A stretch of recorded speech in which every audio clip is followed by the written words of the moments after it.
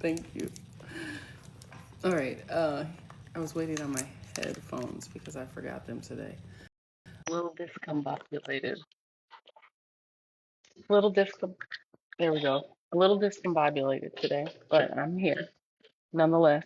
And plus, I know how darkness and light work, so I know that today is going to be an extraordinary class.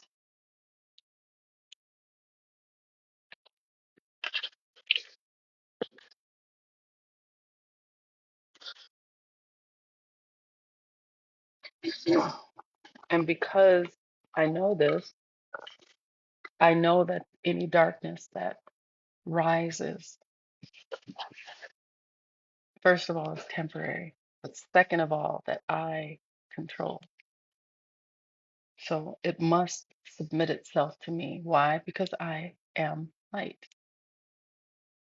So that's how my day is going so far.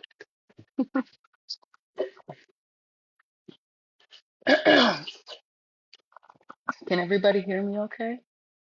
Thank you.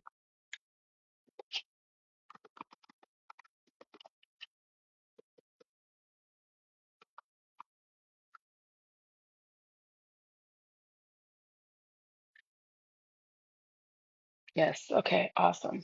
Thank you, beautiful people. Let's see. Yes, okay, awesome. Thank you, beautiful people. Let's see. Hold on.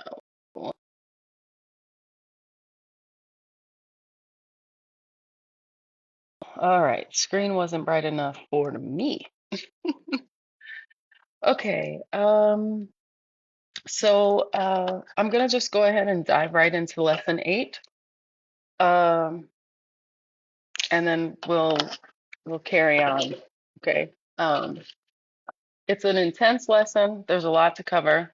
12 pages of notes this time, guys. Um, so let's go. Today's lesson title, which I can't figure out how to change on the new TikTok, but I will. Someone will teach me. But the title for today's lesson is Judas the Dark Light. And I fought back and forth with myself on whether or not I should go into characters because I was still in the first semester of class, which is just foundation. We, are on week 8 or lesson 8, I should say, because the first class was a combination of 2 lessons. Um, and at lesson 8, we're still in the foundational level. Today, our topic should have been history versus myth to help you better understand how those equations work. But as luck would have it, I could feel you pulling for something more. I could feel you pulling to go deeper, if you will. Deeper is not the best word.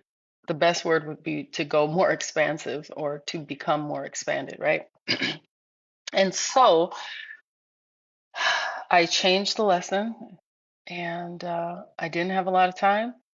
I've been up since I don't know when, and I didn't go to bed until I don't know when. So bear with me, beautiful people. Okay? Judas, the dark light. In the last lesson, we learned that good and evil are not opposites, they are two sides of the same tree. What we call evil is simply unintegrated good. It's good that we can't see for whatever reason. What we call good is simply integrated consciousness that once passed through the same unit stage. From the perspective of the one who sees, which is called I am in the language, good and evil are one process. There is no separation. In today's lesson, we'll watch that tree in action. Because nowhere in the biblical canon does the truth become more visible than every single story in the biblical canon once you get it, okay? But I want to talk about Judas, the betrayer. Why? Because Epstein, wars, Iran, Israel, the USA.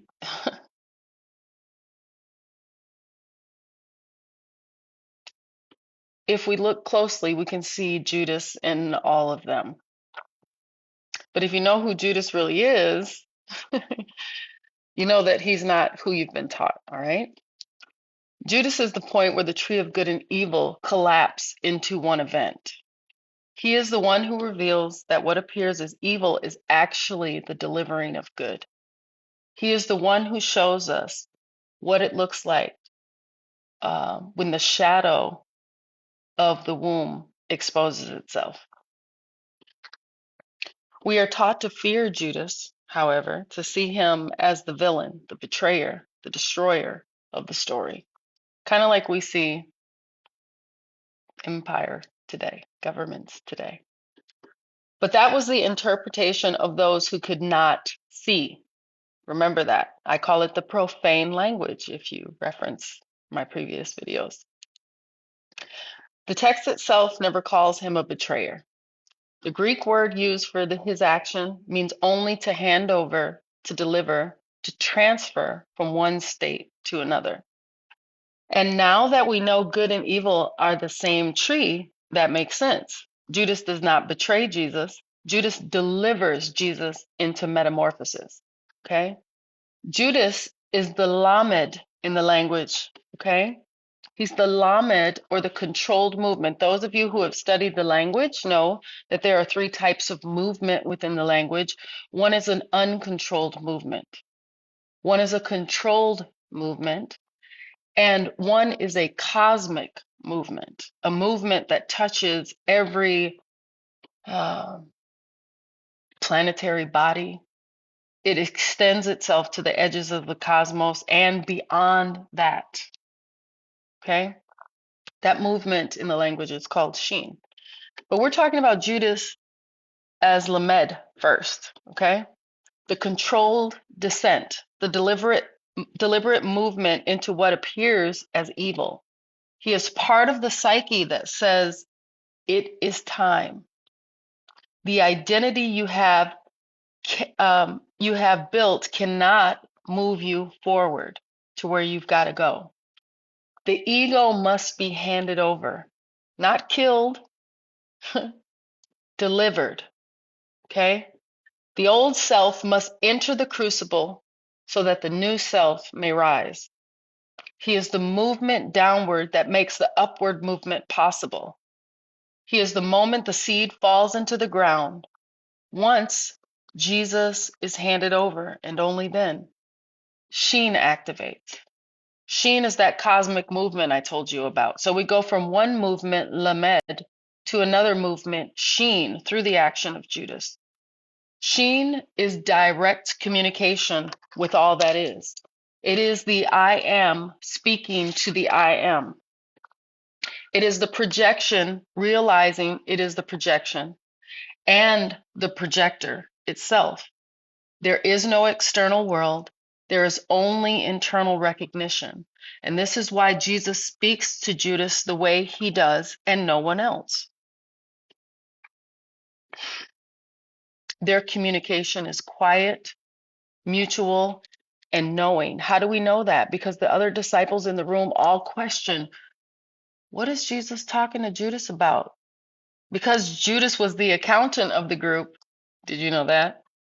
They thought that maybe he was instructing him to go out and buy bread for the supper, to buy food, or to maybe go out and give money to those who needed to buy bread for the food. This is what the disciples thought Jesus and Judas were, their little combo at Last Supper. This is what he thinks they're talking about. This is what the disciples, think that they're talking about. But in actuality, they're talking about something different, and nobody understands it. That's that quiet mutual knowing I'm talking about. Judas understood the assignment. Jesus understood the assignment, but you're taught to see Judas in a way that makes him uncomfortable. Could it be that society is trying to get you not to look at yourself, to be afraid to look at the other parts of yourself? That's a rabbit trail. Why Judas receives the dip bread, the inward sign, which is an intimate exchange between the two of them. It is Sheen, self speaking to self. But Sheen is not the final event. Sheen is the moment of realization. The actual ignition of the process that's happening between Judas and Jesus is in final sati. And final sati is the perfected feminine. In the moment that this Jesus character in the great myth recognizes himself in Judas, and Judas recognizes himself in Jesus, the consciousness between the two of them enters a new state. That state is called final sati in the language. Okay? Final sati is feminine perfected. In previous videos, you've heard me say there is no such thing as a man. Men are wombless women. And this is to what I am referring when I say that, because I understand men are wombless women. And this is to what I am referring when I say that, because I understand the act feminine. Okay? And this is happening in the story when you understand the language of the emanations of energy. It's happening in the great myth. The bursting of the psyche from its shell, the collapse of illusion, the eruption of consciousness, a new pattern formed. It's a fertilization of Vav, okay? It is the moment the self fertilizes itself with thought. It breaks open and gives birth to a new reality in space-time. So in that moment between the two of them, in that recognition, they become impregnated.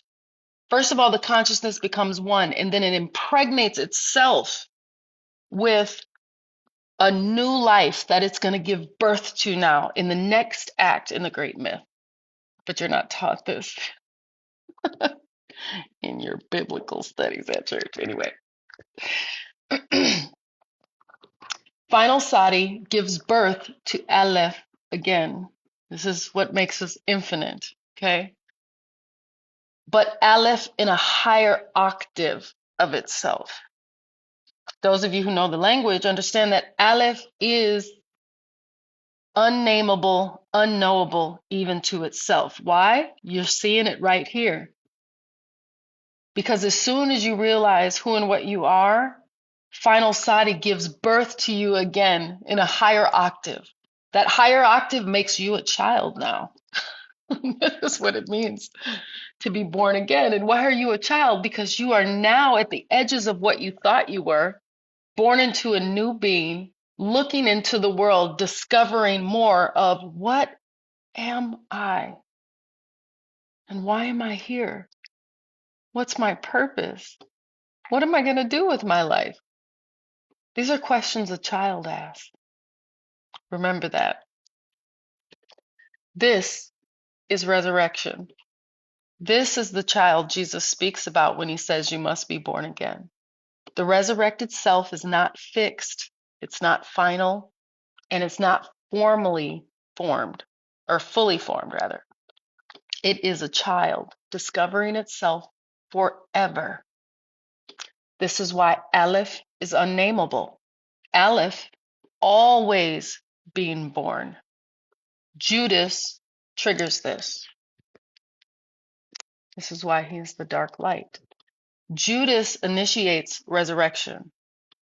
Yeah. Judas begins the pattern of Lamed Shin Final Sadi Aleph, reborn. And the text remembers this pattern in two ways. In Acts, Paul writes that Judas bursts open in a field. In Matthew writes Judas collapses and the money spills to his feet after he's hung himself, right? These are two different memories of one truth, okay? Told from different perspectives. Same truth from different perspectives. The ego shall break open is the story, is what it's trying to convey.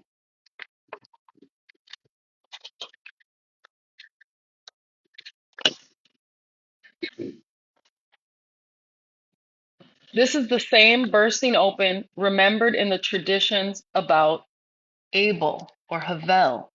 Havel in Hebrew, Abel means vanity. Remember that. Abel bursting like a bag of blood is what the text says when it's read through Hebrew. It doesn't say, and Cain slew his brother. It says they had a conversation, and that conversation caused Abel to burst like a bag of blood. The same way it's told that in the book of Acts that Judas burst into a field and all of his insides filled out, okay? If you didn't know this, surprise, surprise, okay? This is not gore. It's the collapse of the old ego so the new consciousness may rise. The bursting is fertilization. That's why it spills into the ground, okay? The spilling out is the resurrection. The ground is the Adamah. It is the feminine of Adam, waiting to receive the seed to develop. Does that Adamah? It is the feminine of Adam, waiting to receive the seed to develop. Does that make sense? Going off here? Give me just a second. That makes going off here. Give me just a second. Okay.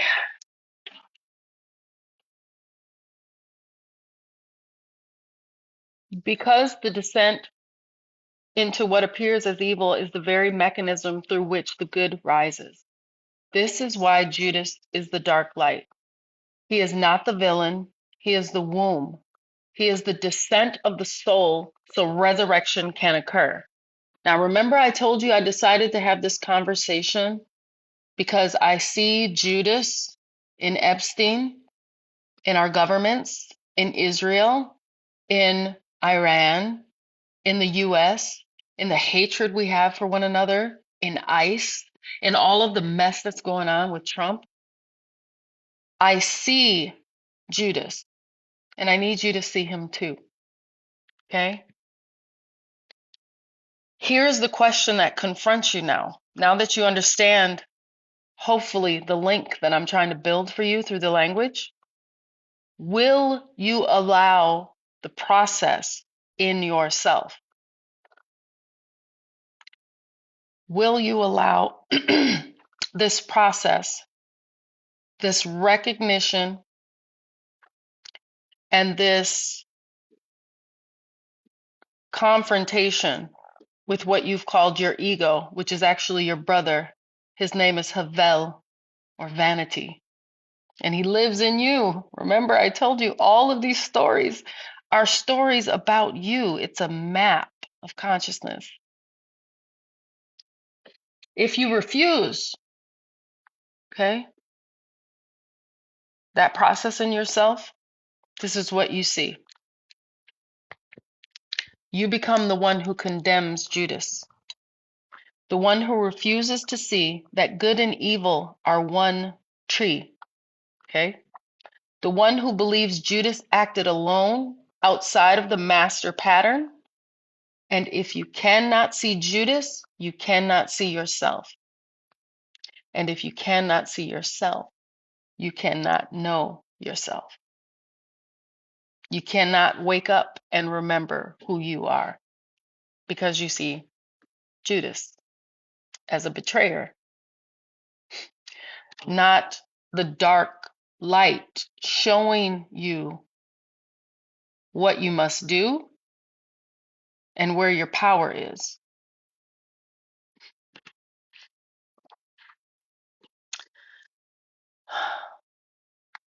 And that is real evil. Not Judas, not the descent that must happen, but the refusal to transform yourself once you know, once you see Judas the way Jesus saw him in the text, as himself, as an extension of himself. Judas is the one who hands you over to your real resurrection. He is the dark light. He is the beginning of your new Aleph, being born again, that new creature. And this is lesson 8. This is what I decided lesson 8 would be.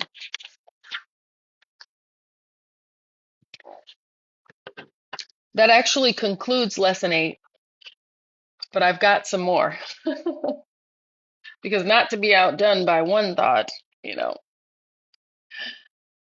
the way that my brain works, I've told you guys, is that I see from multiple vantage points in life. And I call it the assimilation of paradoxes, which I stole from Terence McKenna, who is one of my teachers. And lesson 8, of course, has a message for us as well. 8 in the language is hit. And it's a pool of pure potential. And this is what Aleph, when Aleph is reborn in the lesson I was just teaching, when Aleph is reborn, he or she or it is placed before a pool of infinite potential. Okay? It's pure potential. It has formed no actual meaning or being or way or particular viewpoint. It is potential, pure potential. And if you heard that lesson, then you are standing at this pool right now, right? And we now must speak to the number and letter of lesson 8, Hayat, that pool of potential. Hayat is undivided, unstructured consciousness. It's the great pool of possibility before form. It is the womb of potential from which every single pattern that will ever exist, every vav, emerges. Hayat asks you one thing. What will you do with the descent that you've just witnessed? If you can see Judas the way Jesus did in the great myth, as a comrade in arms, as a part of himself that must lead to Jesus's rebirth in Aleph, a new higher consciousness, you know Judas must deliver you, and you instruct him to do that. And this is why the world is filled with Epstein, Israel, Iran. All of these are Judas, Judas, Judas, Judas, betraying, betraying, delivering, delivering. The force of the evil around us, the darkness, the Judas around us, pushes us to give birth to our higher self. What the fuck are we doing on this planet? Why are we fighting amongst ourselves when we could come together? This is our thought now. This is the Aleph being reborn. This is us remembering who we are. And now we're looking at that number 8, lesson 8, this pool of infinite potential, and saying, what will you do with the descent you've just witnessed? Not can you avoid evil, not can you escape suffering. The real question of Hayat is, will you metabolize what you call evil in the next octave of good? Will you let the descent become the womb of your new becoming? Hayat is the threshold where you decide, will you continue to only see the evil in the world, or will you see the good calling you forward? The reminder that you can stop this cycle, control this descent, and from another life, in another form, with another belief and another myth and another way of living, you have the power to create something different. Change the myth. See it differently. Do you see? 8 is the pool. Judas is the descent. into that pool. Final sati is the bursting. And what happens? Final sati, I told you, is perfected feminine. And what is perfective feminine? It's full of potential. This is why we give birth the way we do.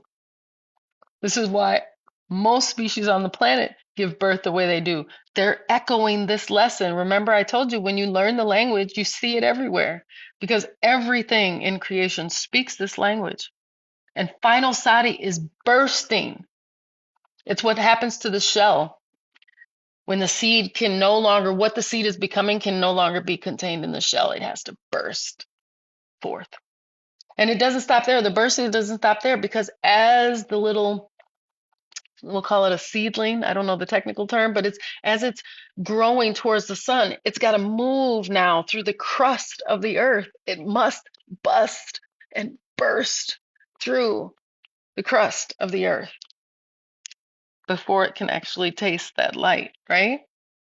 This bursting is final sati, perfected feminine, because once feminine is perfected, once he realizes he is she, right? And always was, she becomes pregnant and gives birth to the future. Aleph reborn is the child you must become. And now the choice is yours. Okay? Yes, digest it, metabolize it, and it becomes something new. That's why I'm always saying we must metabolize things, or this is metabolizing that, or whatever in my videos, because that's what we have to do.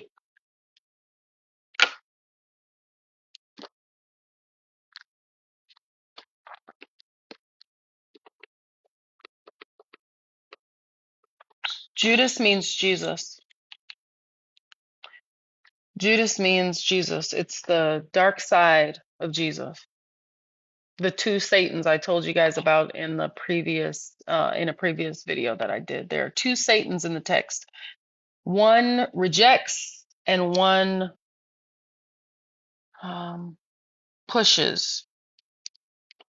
Excuse me. One rejects its own internal darkness, and it projects it as Satan externally.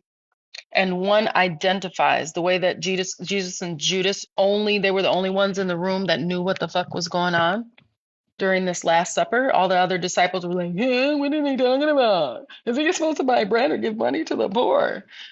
And Jesus just gave him like the assignment of his life. And you fuckers thought he was talking about bread? You thought he was talking about eating or going out and giving money away? No, the disciples were wrong. They weren't even paying attention.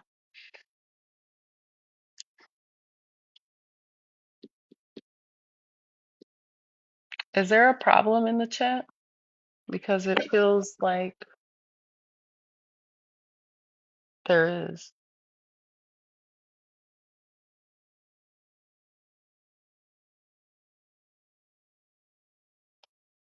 Um,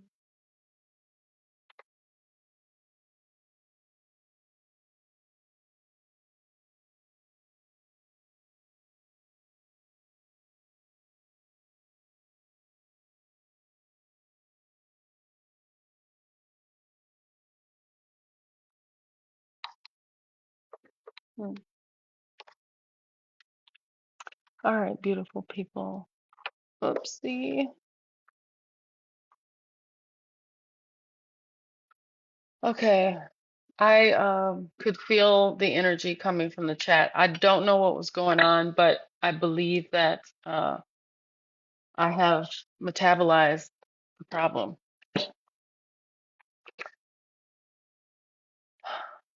Let's see.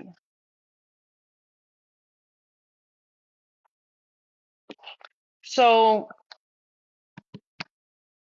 any questions about that portion of the lesson before I move into the second portion? You're welcome.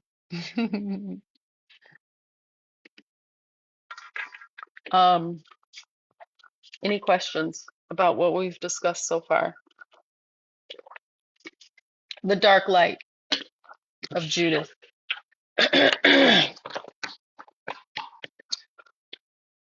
My favorite scripture, I tell you guys, Isaiah 45:7, in the great myth, I form the light and create darkness. I make peace and create evil. I, the Lord, do all these things. This is why I've just exposed it to you. Yeah, it is internal.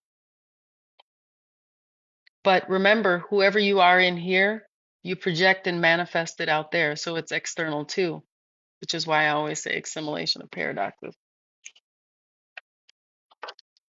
So if you want to change the picture out there, got to change it in here. And there will always be an out there. And that out there is the second part of the lesson for today. All right. Um,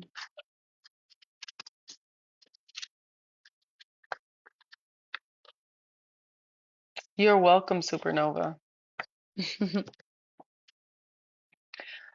All right. So the next thing we're going to do in today's lesson is enter the text. Remember, I told you the book is not supposed to be read in the way that you read it. It's supposed to be entered. And how do you enter it? Not out there. You enter it in here, okay? Which is why I'm telling you, find the text, find the characters in the text, find your inner Moses, find your inner Egypt, find your inner Jesus. Find these parts of the text in you and match them. It's called equivalence of form. Find their frequency in you. So you know what they taste like, they feel like, they look like, etc. And when you can do that in yourself, when you can master Moses and feel the frequency of Satan and Judas and Jesus and the Sky Daddy in yourself, you now become master of what you have just found in yourself. Master. And so what you project out here, because there is a Vav in motion that you cannot contain, that Vav is whatever is in here is out there. Okay. But because you have changed in here now, out here manifests differently. All right. So this is the second part of the lesson. And we're going to enter the first word of the text, which is Bereshit, translated as in the beginning. I have Bereshit here, my husband and I do, as a daily reminder of what I'm about to teach you right now or share with you.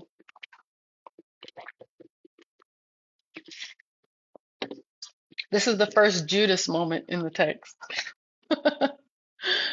It's the first collapse of consciousness into form.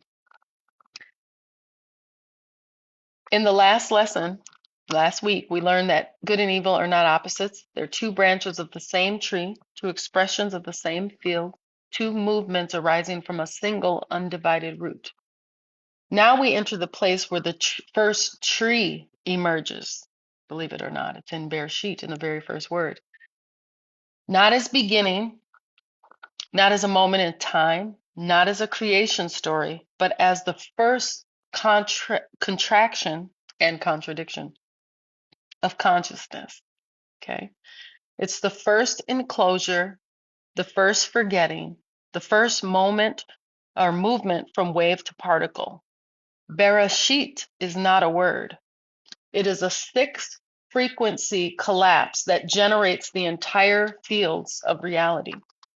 It is the root of the equation of the text, the self-limitation of the infinite so that experience can appear. The equation, this equation here, right, Bereshit, which has been translated in the great myth to as in the beginning, is Bet, Resh, Aleph, Shin, Yad, Tav.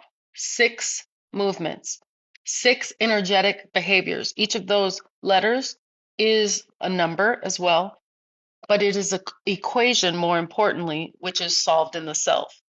6 thresholds through which the infinite passes to become more experience of itself. Beet, the first letter or the first equation, is the first enclosure. Beet is the first contraction, not a house, it's not a dwelling. Beet is the moment the infinite consciousness accepts enclosure, the acceptance of an inside and an outside. It is pressure upon the undivided field of Hayat. Remember, I told you were standing before a pool called Hayat, infinite potential, and it's pressure. Beet is pressure upon that pool, a narrowing of the all into a contained possibility. Beet creates the first tension in existence, inner versus outer, a division that consciousness will spend the rest of the text trying to solve. Okay, thank you. The next letter, Resh, is awareness of the body as a cosmic whole. With Beet, consciousness becomes enclosed. With Resh, consciousness becomes aware of itself as a body, but not as a personal body like your individual body. Resh is the awareness of the entire cosmos as one continuous body, not a skull, not a head, not a self, not an individual. Resh is the first sensation of total embodiment, the awareness that every corner of space is part of the same system, that the farthest star is not distant, but a region of one's own being. That sensation is not local, it is cosmic. That is the all felt as a single, unbroken organism. You know, we all are like these individual cells. Well, Resh is the realization that all of those cells and every particle of matter is what you are. In the language, we call that Resh. It's the infinite saying, I feel myself everywhere.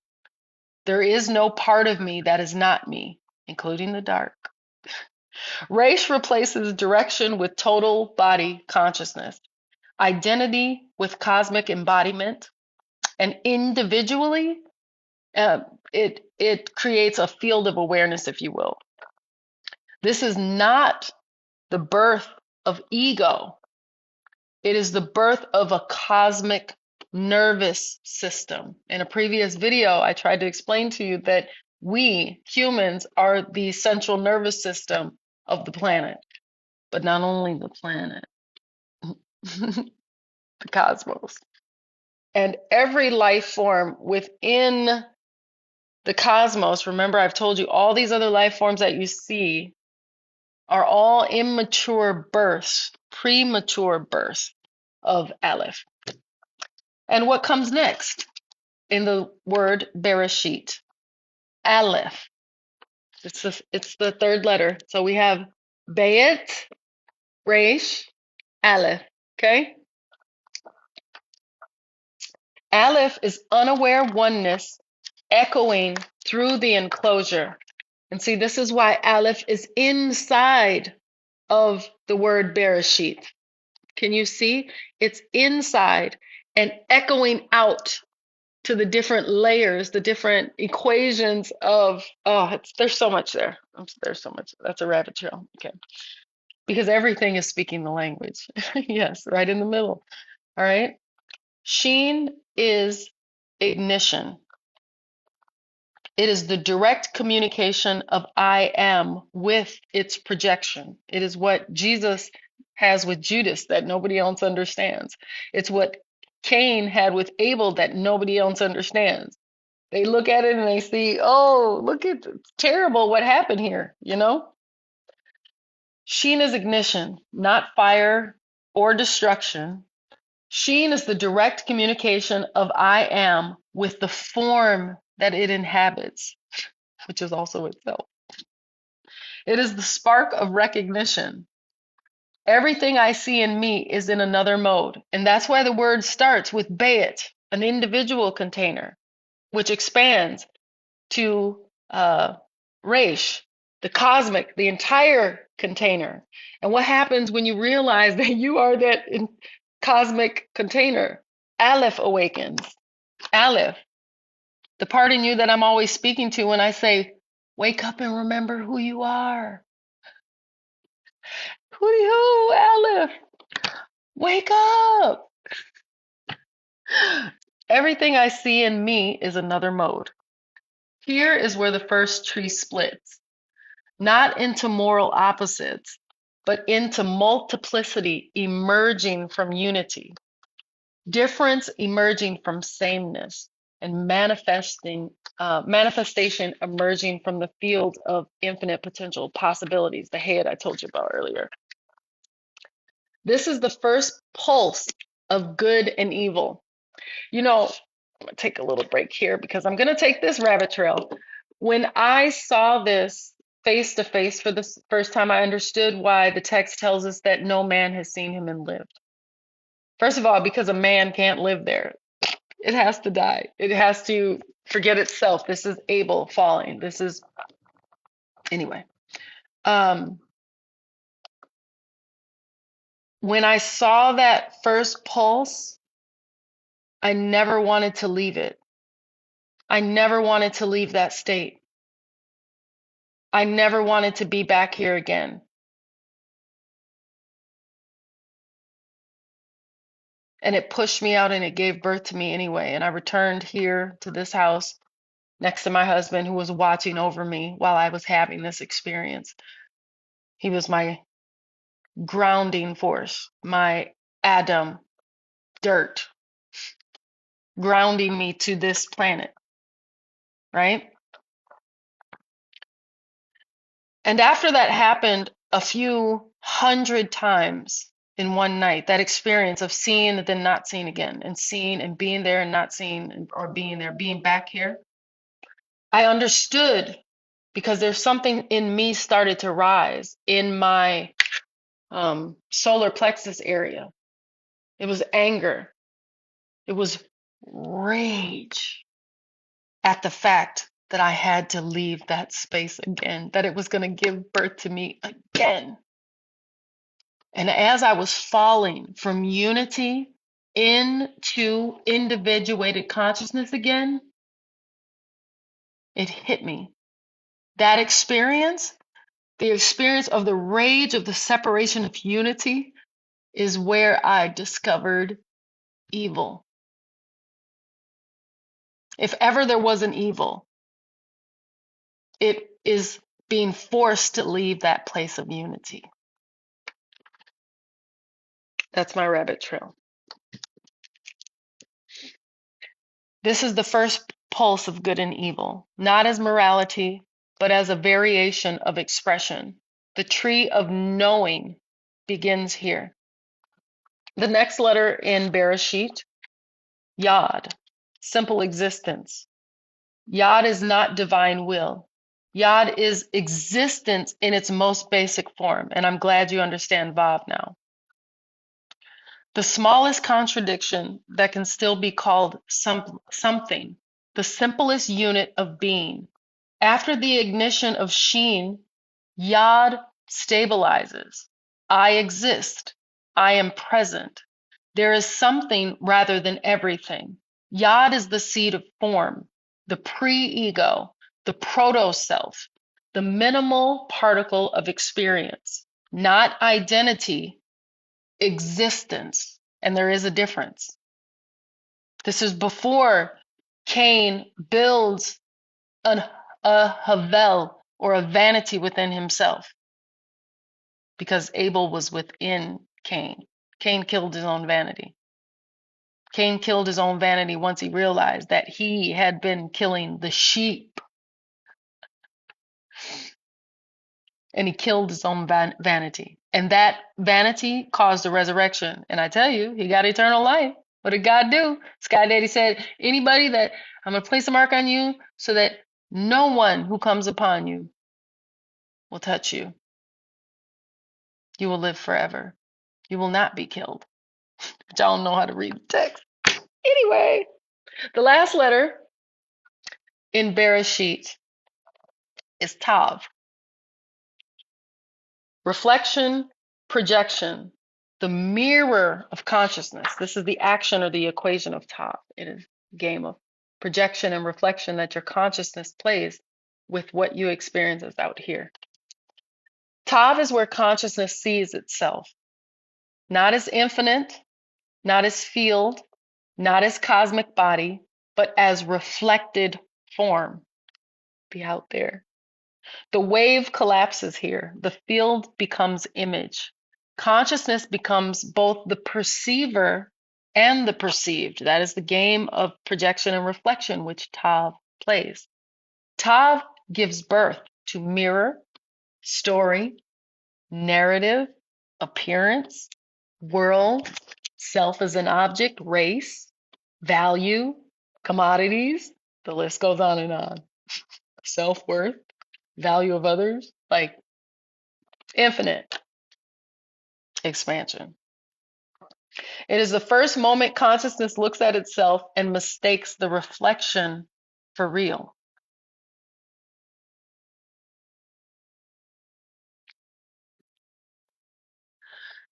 And how could consciousness mistake the reflection for real in the first place?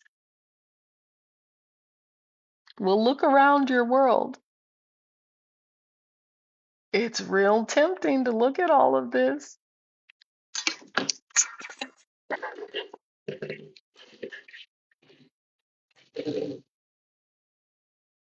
and not say it's real. It's real tempting to forget who you are in a universe that you've created that is entirely as real as you. Your projection feels so real. It feels so real. And this is the first time that realness that you experience is the first time that consciousness looks at itself and mistakes that reflection that it sees as real. I have a talking refrigerator. Not that I wanted it, but my husband is into gadgets. This completes the collapse of Bereshit. All right? Bereshit is actually not a beginning, not a creation, it's not a cosmology. Bereshit, the first word of Genesis, translated as in the beginning, is the first self-contraction of consciousness. And the rest of the book is that consciousness giving birth to itself in space, time, and matter. And this is followed by the first self-recognition in reflection. It is the birth of enclosure, Bayet, cosmic body, Resh, forgotten unity, Aleph, communication between self and projection, Shin, simple existence, Yod, reflected self-image, Ta. This is the equation of Bereshit. So do y'all understand when y'all be sending me quotes and saying, so what does this mean? Or what does this mean? Do you realize we would have to study 10 hours to define one word in that text if you don't know the language? If you know the language, then you see it everywhere. Anyway, this is not the root structure. It could drive you mad, by the way, which is why for some people, studying this can drive you mad. And it's a known thing. It's a known frequency. It's why many scientists and many of our great thinkers, inventors of systems, thefts from inventors of systems, right? Because all that's combined in here. They go mad. They go mad. This is why. Because it looks so real. And it creates a vav and yada yada. There's so much to say here. This is the root structure from which both branches of the tree, good and evil, grow. This one word, Bereshit. And we can see good and evil in the first two letters, Bayet Raish. Those are opposing forces. If you know what evil is, right? Bad is the individual container. Raish is all of the containers sensing itself as one. So this is me, Larissa, and this is the cosmos sensing itself as one. There are two different types of container. One contains the individual Larissa, the other contains everything, even the individual Larissa, and anything she could ever think of. That's the cosmic race. It contains all of that. These are both two types of containers. Sheen then becomes the communication between these two containers. It's the revelation that happened between Cain and Abel. It's the recollection, the resonance that happened between Jesus and Judas in the conversation that they had, which is why nobody else in the fucking room understood except them two, which I've explained several times in today's lesson.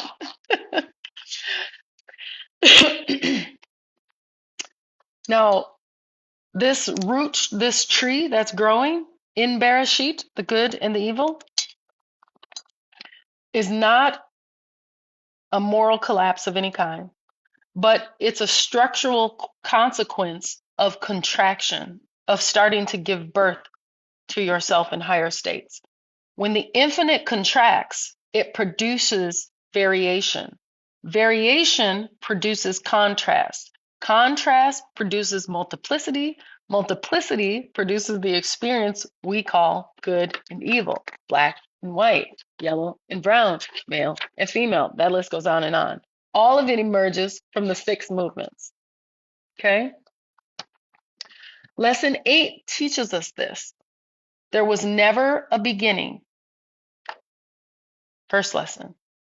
So the translation is wrong in the beginning. But remember, I told you even a lie tells the truth if you know how to look at it. There was only the first enclosure, the first sensation of cosmic embodiment, the first forgetting, which is why I always tell you wake up and remember who you are. The first spark, the first existence, the first mirror. Bereshit is not the start of the universe. It is the start of perception of that universe. It is the moment that all agrees to experience itself as somewhere. Remember those two, the individual and the all? Remember? I told you it's the same thing in different forms. And when you can see it, you can communicate with it. You find the equation in yourself, right? All right. Let's see.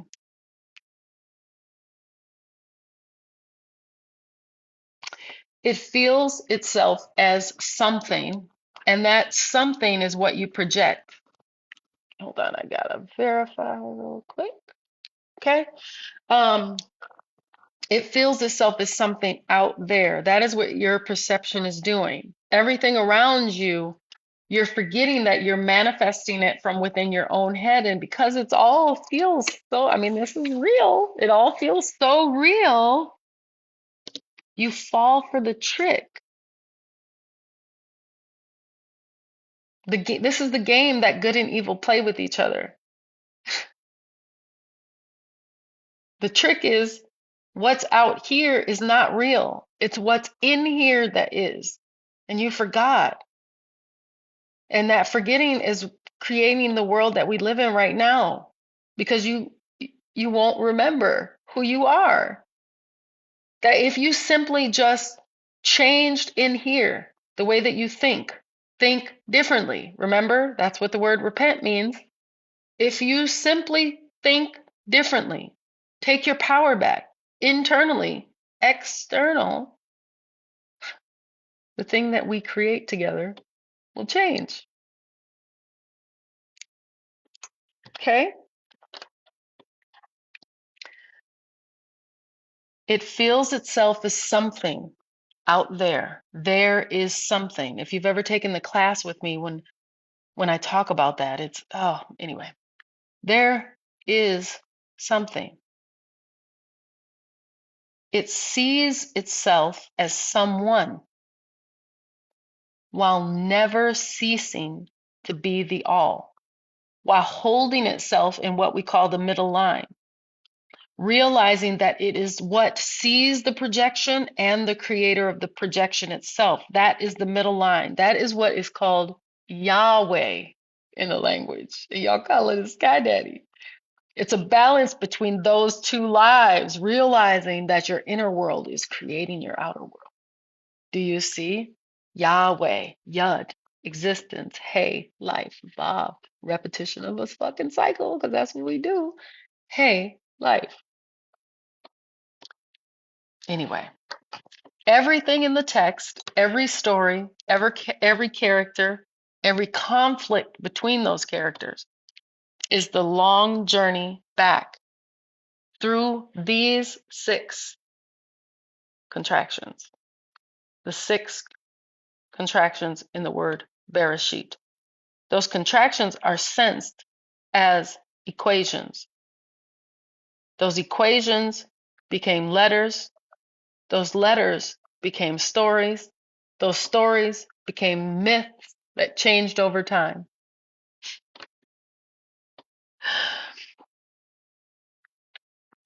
It's the journey towards remembering that Resh, the cosmic container of the self, where there is no self, already knew the body is cosmic, the self is total, the all is one. And that concludes lesson 8, which is Judas, the dark light, and part 2, which was Bereshit, entering Bereshit. Questions?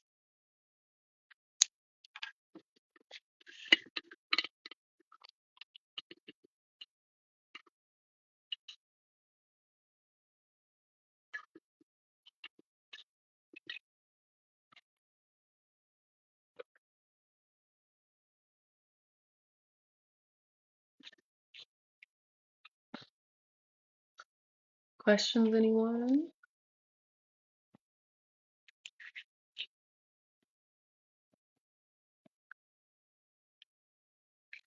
Someone asked the meaning of Judas' name in the lead. Let's see. I told you it's the equivalent of Jesus. I did answer that question already. It's the dark light of Jesus, the opposite of Jesus. You have these 2 forces. You have this cosmic race, which you would call Jesus, and you have Judas senses himself as the individual self, the bayit, the container, the individual container. And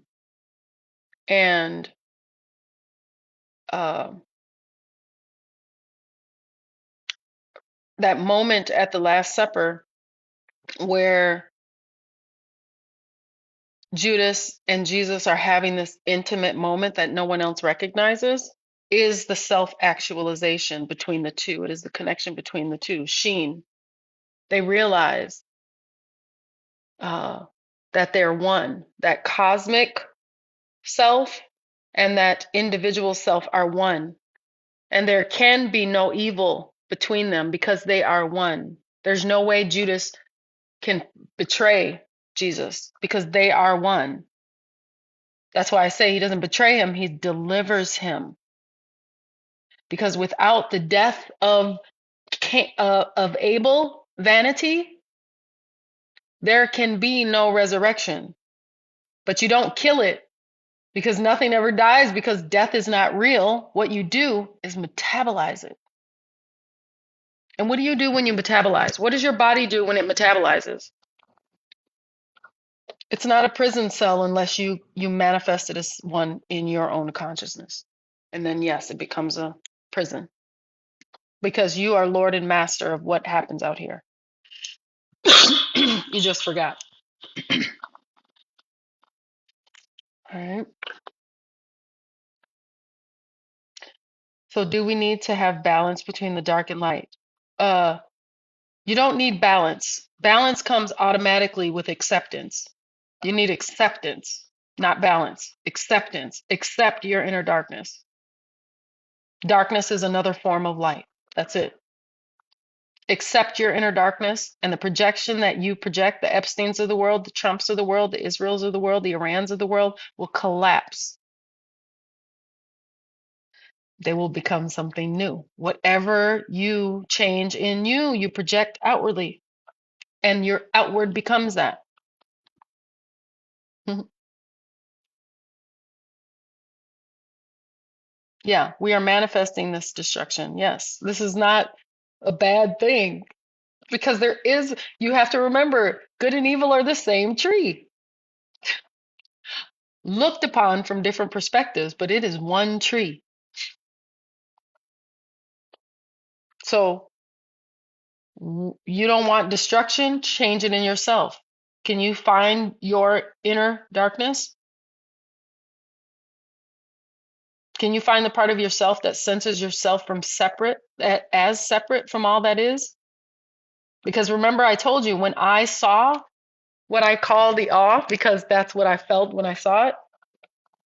Uh, the only point of evil came after 100 visits or so with this awe that I felt, experienced, right? And that all those times back and forth and being sent away from unity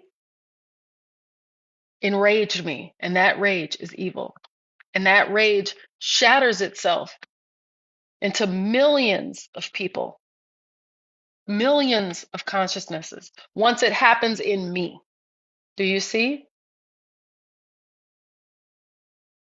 And if I can remember that all of those broken parts of rage that have went into the millions of people around me is my own rage at the fact that I'm not unified with the field, that I'm not unified with who and what I am, the totality of who and what we are, that's where the separation comes from. Once you realize it, you collide with the fullness, the resh of who and what you are. And it is a dance. And then resh will give birth to you again. Well, not resh, it's final sati, but it gives birth to you again. And you are like, who the hell am I? Why am I here? What's my purpose? Because each time you're born, this is the lesson that babies teach us, right? I told you everything speaks the language. Each time a baby is born, that baby forgets. It comes into this world with a clean slate. It doesn't know who it is. And then what happens? The environment projects upon that little aleph, that unnameable, unknowable force of consciousness. And it says, you are boy, girl, black, white, rich, poor, free, bound, slave, this, that, smart, not, pretty, not, skinny, not. You are whatever the hell we say you are. And that baby believes it because that baby forgets who it is and it believes the projection that we, the outside world, give it.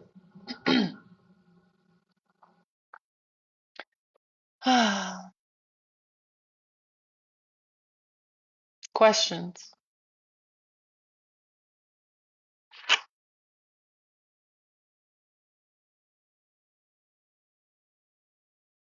When I sit and imagine fake scenarios, I get upset because why am I doing this right now? Yeah. Use your mind in a better way. Don't use your mind to create ugly fake scenarios. Use your mind to create beautiful scenarios and watch them manifest themselves. This is the trick of attention. Remember, I told you attention is a weapon used against the masses. If you don't know that your attention, wherever it looks, it's going to create, and all the attention seeking devices are like sex, drugs, money, darkness, evil, look, monster, what the fuck are you going to create? Because your attention is being pulled to these dark, ugly, demonic, I would even call. Demons aren't real. Okay, you have to remember that. But I'm just trying to relate this to you in a way that you can understand. Your attention is pulled into all these dark places, and all these dark places you manifest.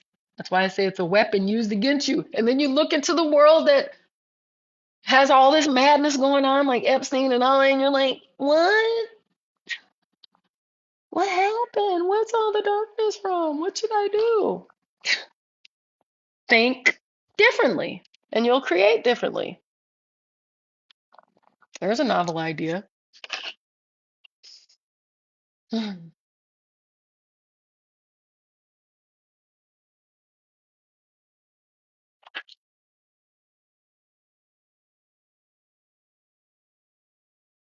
Yeah.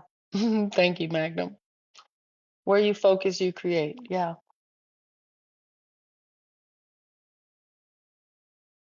Okay.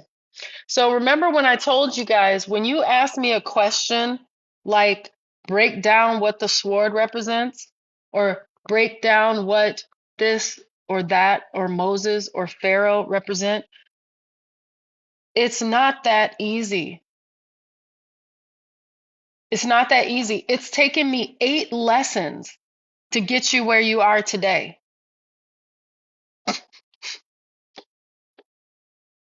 Do you see? It's not that easy. You have to learn the language. Well, shoot, you don't have to, actually. You don't have.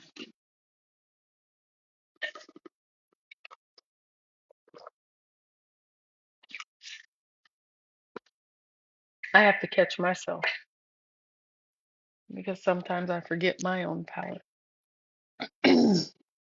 We have 44 more to go. Yeah, we do. Right? We do. We have, well, I don't know the number of lessons, but I'm assuming you just did the math. So, yeah.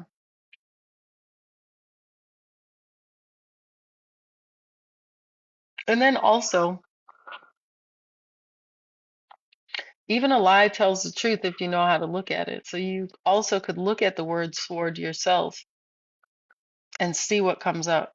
Remove all the barriers, everything you've been told about what it means, etc. All the rationalizations, all of that, remove it from your mind and sit with the word sword, and it'll tell you itself.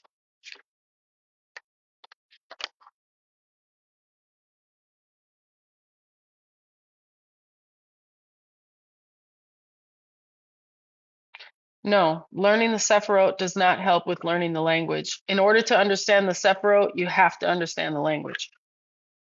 The Sephiroth, um, and the Sefer Yetzirah itself is a commentary on the code in which the text is written. So if you don't understand the code in which the text is written, you'll never understand the Sefer Yetzirah or the Sephiroth that it contains.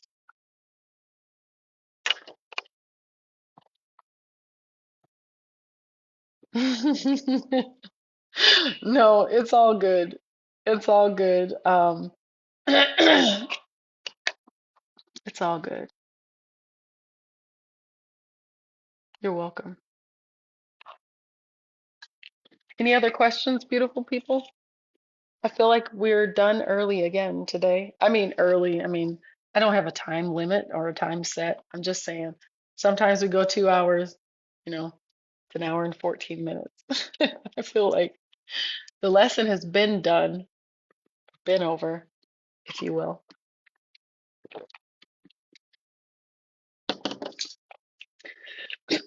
Work to see Judas.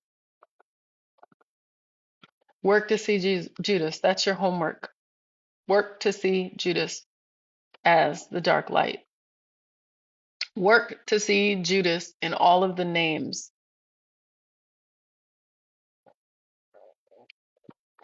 Jesus says, this is a funny thing about about this book and how people understand it. Right before Jesus picks Judas as the one that will betray him in front of everybody, and everybody's dumb as a box of rocks saying, what? What just happened? Is Judas going to buy bread? Right? But right before Jesus picks Judas, he says, if you accept me, then you'll accept the one that I send. Jesus says to his disciples, before he picks Judas, y'all don't read the book though, if you accept me as your Lord and personal Savior, right? As the Son of the living God, right? If you accept me, you accept the one who sent me. Except he says it in reverse. He says, if you accept the one I send, then you're accepting me. Do you see? And then he says, Judas, you're the lucky winner. You get to deliver me into a new life, a resurrection. Come on down and get your prize, bro. Yeah, it's right in our faces. Exactly. Yeah.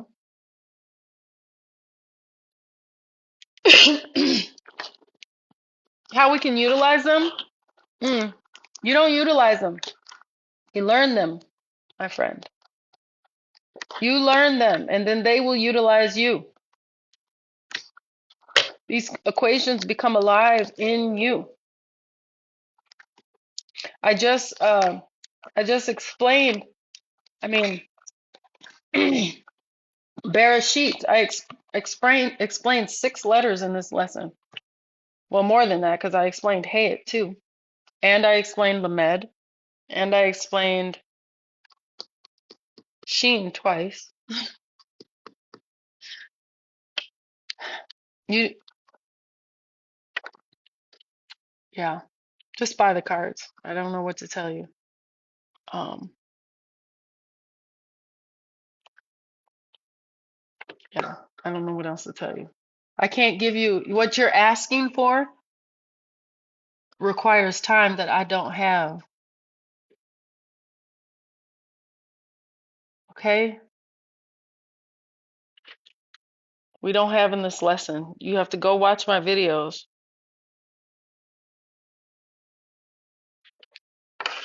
Some of y'all's questions, y'all be wanting the totality of a revelation. These letters are infinite. These equations are infinite. Like, man.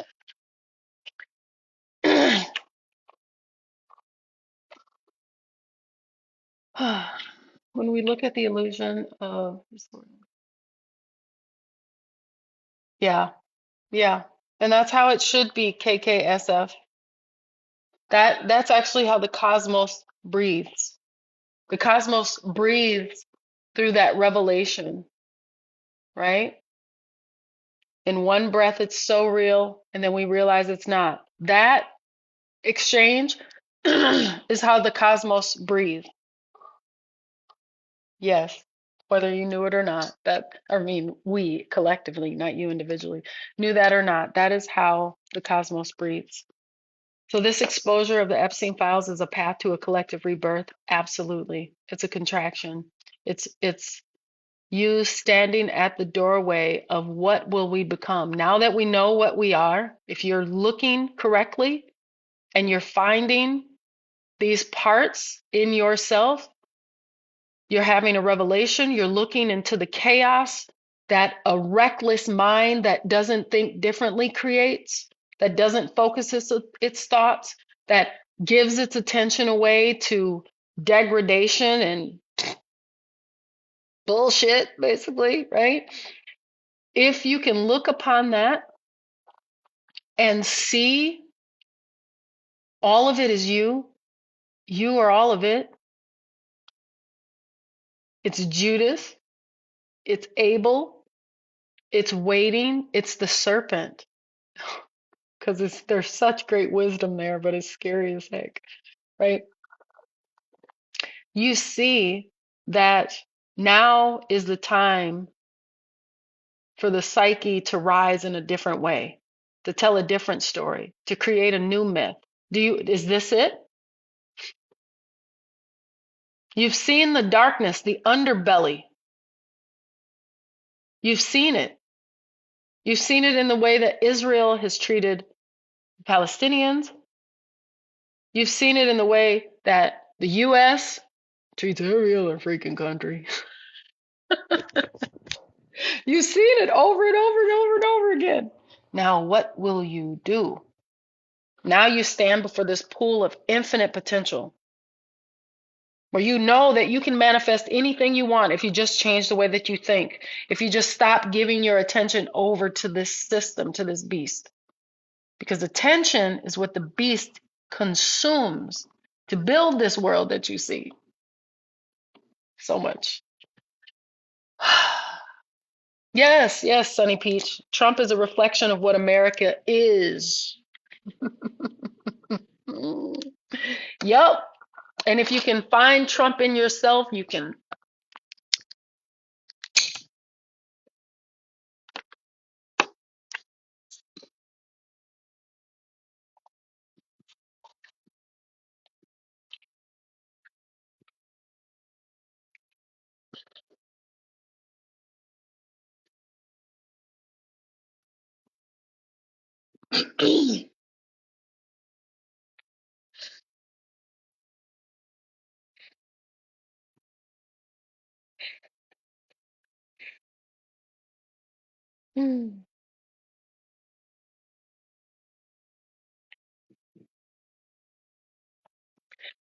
You can final noon.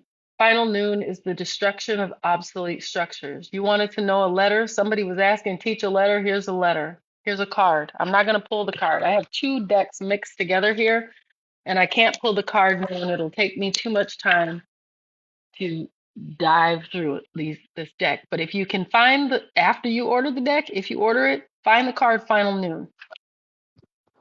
Final Noon is the destroyer of obsolete structures, but you have to find them in yourself. That's where you destroy them. That's why I'm telling you, Abel was not outside of Cain. Abel was in Cain. Abel, every other place in the text, the word Abel is translated to vanity, except in the story of Cain and Abel and any recollection of the story of Cain and Abel throughout the text. Everywhere else, it's translated as vanity, havel, that Hebrew word. Every other place.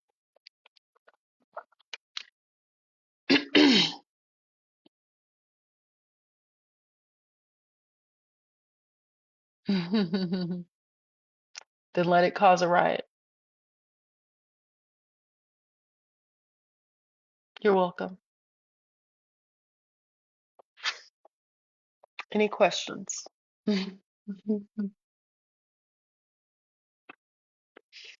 Think differently, Supernova. Remember that. Think differently. Turn, at every turn, your mind gets to dictate the way the revelation shows up in your environment. So if you say your friends will start a riot, then guess what? They will. Your mind is that fucking powerful. You get to even dictate that. You get to dictate the people that you call they, them, your friends, your peer group. You get to dictate them because you know who you are. They don't. They don't know who they are. They don't know who you are either, but you can teach them.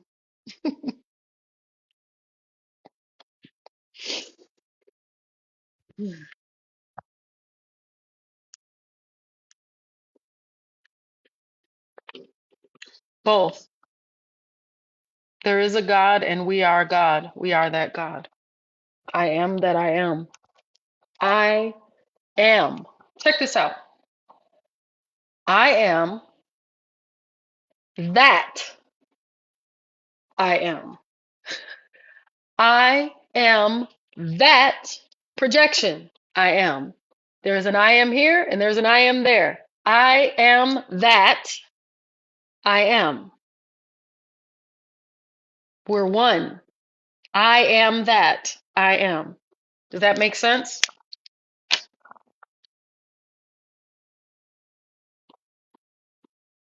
Even a lie tells the truth if you know how to look at it.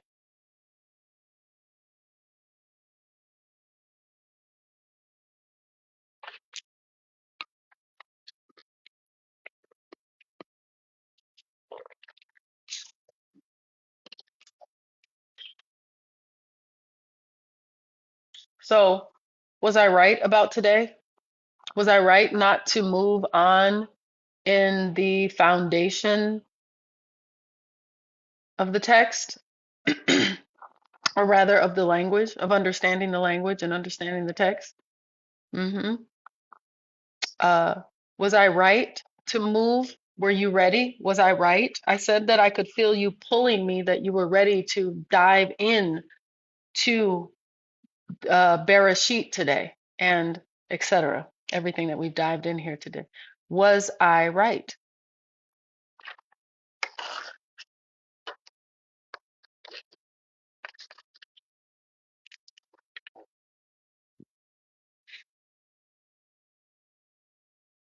Mm, mm-hmm.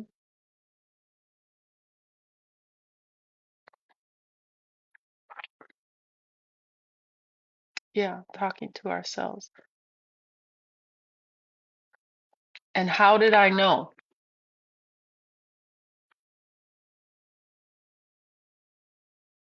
How did I know that you were ready? I said it in the beginning of this class if you were here. Yes, yes, yes. Because I could feel you pulling. Yes. I could feel you saying, fuck this shit. Take us deep. Take us in.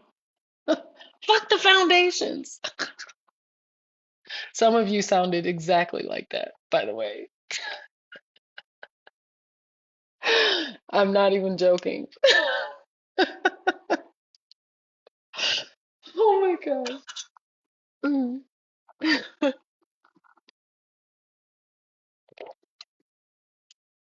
Any questions?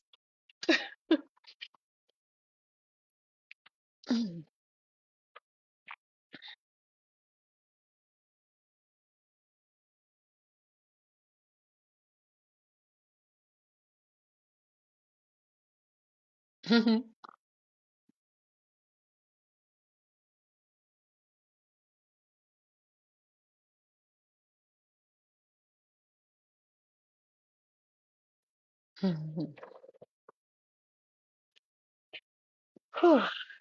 All right, beautiful people. Well, if we do not have questions,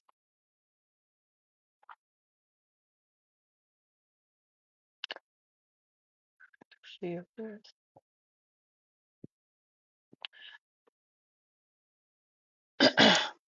Have you pursued any road? Genuine question. Now, it hid your question, but I'm going to unblock it or attempt to. Mm. Oh, geez. Okay.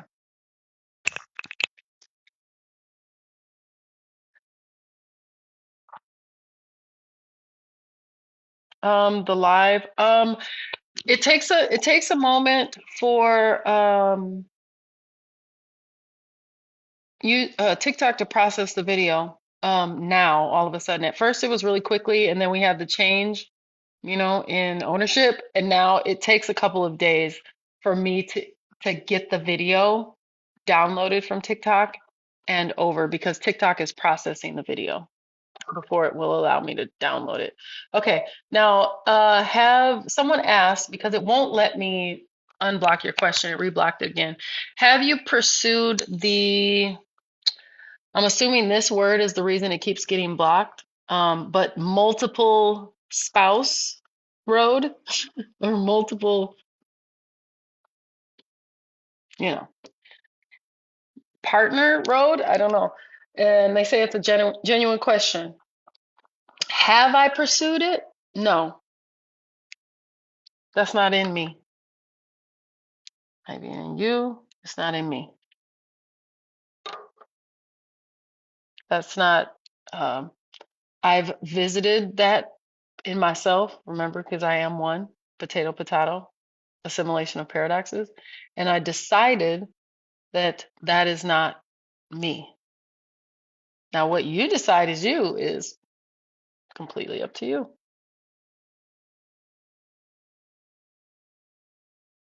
Okay, supernova. Uh, yes, I can see your comment. Well, I saw that one, Leah. Sorry, I don't know about any other ones. Let's see.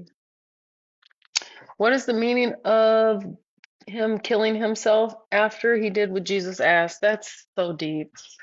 Um, that's so deep. It's so deep. Um, think of it like this. There is a consciousness because you have to remember these are not actual stories that took place in a historical time. Okay, that's the first thing. They are. It's actually the same story telling itself. Every story in the book, in the myth, is the same story retelling itself over and over again, but with different characters and different ways of acting itself out. Okay, so Cain kills Abel is the same story as Jesus and Judas. It's the same story as Judas himself. It's the same story as Adam. It's the same story as so what would happen? What happens in consciousness? What have we done to Judas? We have projected onto him the weight of the betrayer. We have projected onto him, and I would say that anyone who hangs themselves, for the most part, not everyone, but maybe everyone, it has the weight of the world projected onto them. And this is what makes them say, no more. But that's what we do to Judas.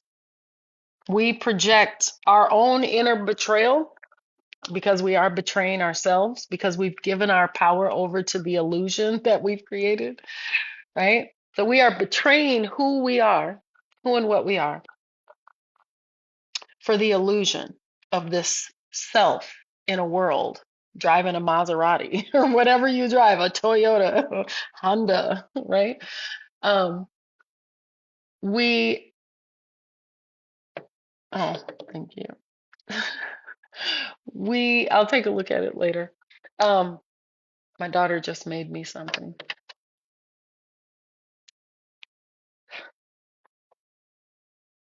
She just made that for me. Okay, anyway, sidetrack, rabbit trail. Um, uh, Judas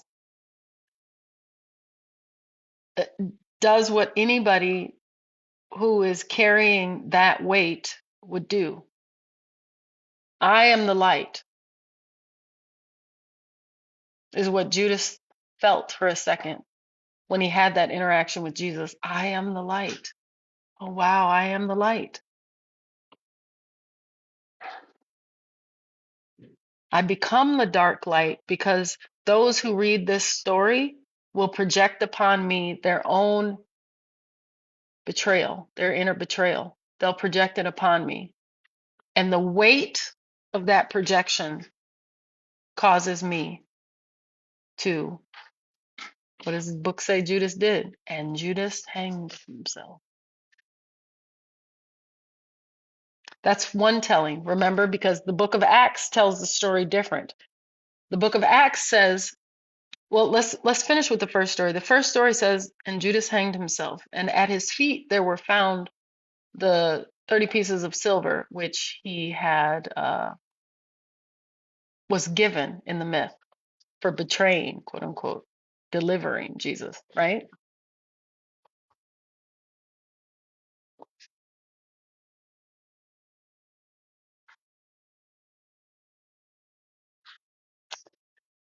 Okay, I just got my live restricted. I figured that would happen with because of that word. Um, okay, so to answer your question, Judas is what happens with Judas is he becomes the projection of what happens when consciousness betrays itself and then puts that betrayal onto one person, convicts that one person of such an enormous scale betrayal.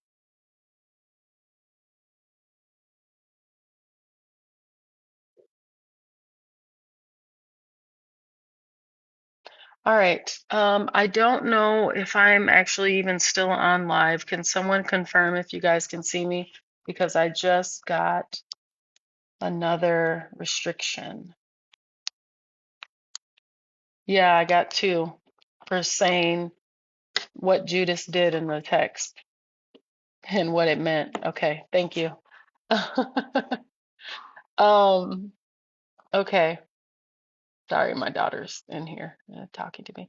Gutwise asked, thank you for confirming. What is the meaning of the 30 pieces of silver? So 30 is a controlled movement. That's lamed.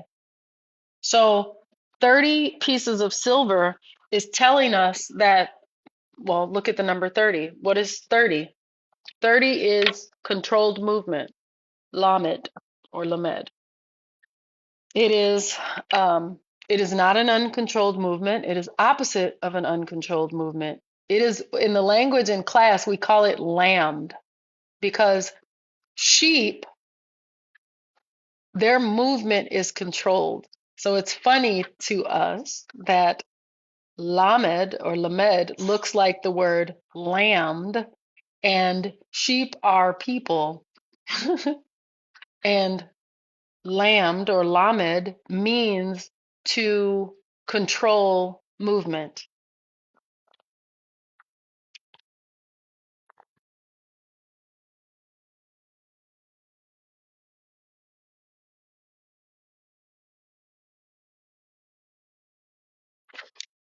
right? Let me see. Sorry. I see the question why, but I'm not sure what that's in reference to. So, 30 pieces of silver. Do we understand now what 30 means? It's a controlled movement. All of it was controlled. We are controlled. Judas was controlled. What was he controlled by?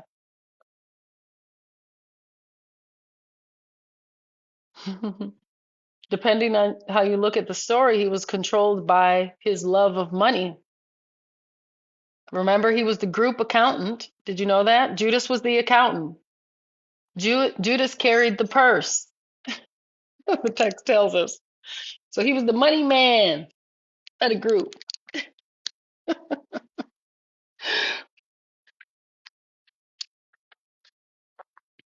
He controlled the resources. So many ways to look at this. But when he yields himself over to his purpose as the dark light, he releases the need for those 30 pieces of silver. Yeah, I'm every woman. It's all in me. Yep. You are. He is she. And there is none else besides.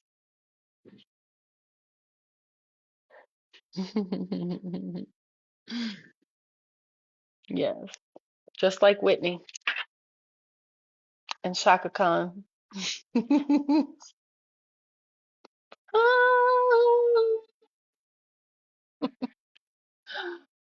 Oh, that sounds in my head now. Thank you for that.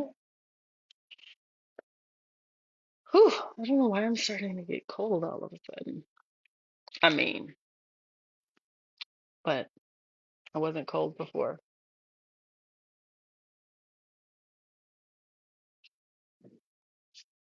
Mm-hmm. Mm-hmm.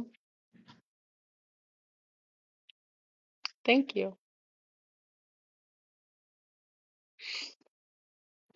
All right, beautiful people. Well, if there are no more questions, now I don't know what's going to happen with this live. Um, I will try to be more aware because I mean, I was aware. I just didn't care. I figured that that word about Judas, what Judas did, was going to have some repercussions. Hopefully, those repercussions don't end in me not being able to download this live and put it on, the other platform. But we shall see. I will try to be more cautious of my choices. Yeah.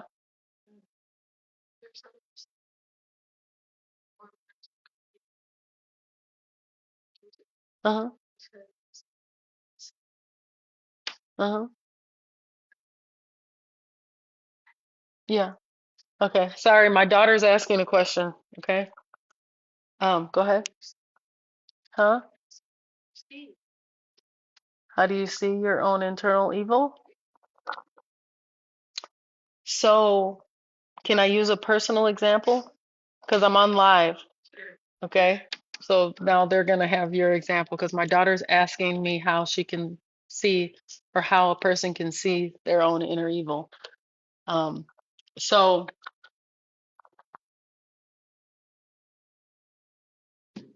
you know what happened between me and your brother yesterday? Because when I tell you, I started this video and I told you there was a lot going on in my life, which made me know that today's lesson was going to be so good. Um, so, okay, if you, um, I'll wait till she comes back. So her, oh, that was like a little crane thing. That's cute. YouTube. Okay. Thank you, Supernova. I will. You're right. Okay. So, my daughter wants to know, how do you see the evil in yourself? She's referring to a video that she saw that I posted recently. Um, oh, oh my gosh. Here's a perfect, oh my gosh. My daughter doesn't know that example, but I wanted to give this example to you all because I didn't know what is her name? Like Sarah Bailey or whatever? The lady I stitched in my video about, yeah, okay. Is her name Sarah Bailey? Is that right? Something like that. But okay, thank you for sending me 200 comments. Um, uh, in that video, I stitched her video, but I didn't know who she was. And then after I stitched her video, I found out who she was, which it appears that she is a person, correct me if I'm wrong, but she tells stories about old stories of bad things happening, right? She regurgitates the telling of those stories while she's like getting dressed. Is it Bailey? Okay, I'm sorry. I don't know the name, but um she retells stories about this profound evil, right? And then she reads the Epstein files and she says, we've got to do something. Okay. You do realize that she has spent her career on TikTok. In my opinion, I don't know much about her. I don't know how long her career has lasted. I just simply saw that she was telling these kind of stories about and stuff and bad stuff happening and right? She has spent her career, and this is not a condemnation, this is a revelation. She has spent her career talking about the evil, making your awareness pay attention. You've been paying the tithe to what she talks about, right? And then she is confused when she reads the Epstein files and hurt and shocked and wondering, what are we going to do now? Do you see how ironic that is? She gets your attention to pay attention to the degradation in the stories she retells, right? And then when those stories are happening present time, real time, she's reading those real files, right? She's hurt. But her whole stick is to get you to pay attention to those stories. Seems that if she knew the language, right, and if she knew that her inner world was creating her outer world, she would create a different body of work. Okay? Do you see? All right. Now, that was for you guys. Did you understand, or you want me to answer the way I was going to answer you? Okay. Because I was going to answer you with the story about your brother. But okay. But you got it? Yeah. Predictive programming is what I would call it. I don't know what you were trying to. Predicative programming? Yeah, you could say that too. She has read some of the most horrible crimes. Yeah. Right. And I didn't know her when I stitched her in that video. I didn't know who that was. I just saw a video. I opened my TikTok because my daughter and I were out running errands, and I said, I want to record a TikTok. I have a thought that's on my mind. And when I opened TikTok, her video was the first video I saw, and it just happened to be that I was coming to speak about how we create evil out here from in here. And this lady appears talking about the Epstein files. I had no idea that she was the lady who tells stories about stories like the Epstein files. Like, that's her whole thing. So how ironic is that, right? Anyway, you get the point. I hope. My daughter got it. Her question again was, um, her question was, how do you find your own internal evil?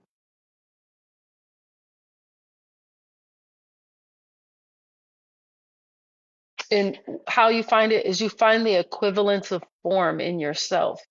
Where can Bailey, or what is her name, Bailey or Sarah? I don't know her name, but uh, where do you, where can she find Epstein and all those files in herself? Is there an equivalence of form between Epstein and the files and her files? What she's done with her body of work on TikTok. How has she used that darkness and retold that darkness? If she pays attention, she'll find an equivalence of form with those Epstein files. And that, when you find that equivalence of form, that is the revelation of your own internal evil. And now, once you have that realization, all you do is change the story. You change the story by changing the way that you think. And when you think differently, you will project differently. And there will be no Epstein files to discover because you will have mentally slaughtered all of them.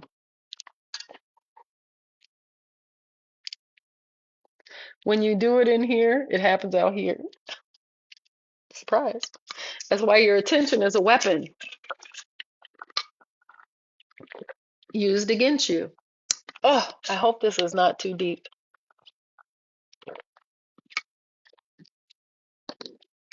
Even when I speak to you guys most of the time in my TikTok videos, I still try to stay on the surface.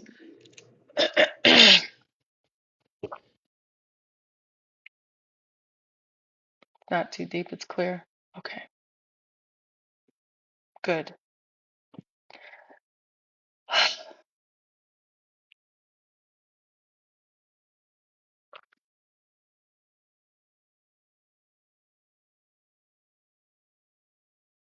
Good, Sunny Peach. Oh, I thought you said you did. It is that simple. Forgive yourself. Did you know?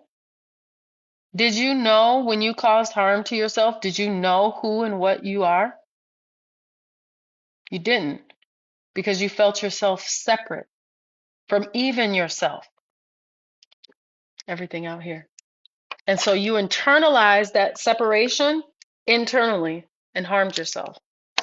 Or you harmed something outside of yourself. See, there can be no Epstein if there's no separation. There can be no darkness if there's no separation from light. Darkness is light. Do you see? Separation is the only sin. Sensing oneself as separate. You have this tree of the knowledge of good and evil. Good and evil. That and creates a separation. That's what breaks the light in half. And light or good becomes evil. Same tree, gazed upon from different perspectives. Do you see? Does that make sense?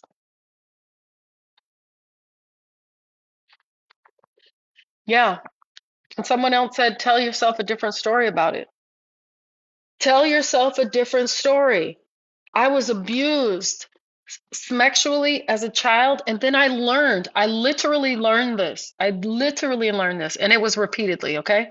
I literally learned that Larissa came from Greek mythology. That name, my name, the name my mother gave me, came from Greek mythology. In Greek mythology, Larissa was the daughter of a concubine and Poseidon, I believe, and she becomes the place that heals men who walk around with painful nether parts that always stand at attention. And it's painful. And the only place that they can find relief is in Larissa. The only place they can find that pain, a relief from that pain, right? So I told myself a different story about my history once I learned the history of the Greek mythology, Larissa. There's also a star named Larissa and an island named Larissa, not Epstein. It's called Larissa. Okay. Um,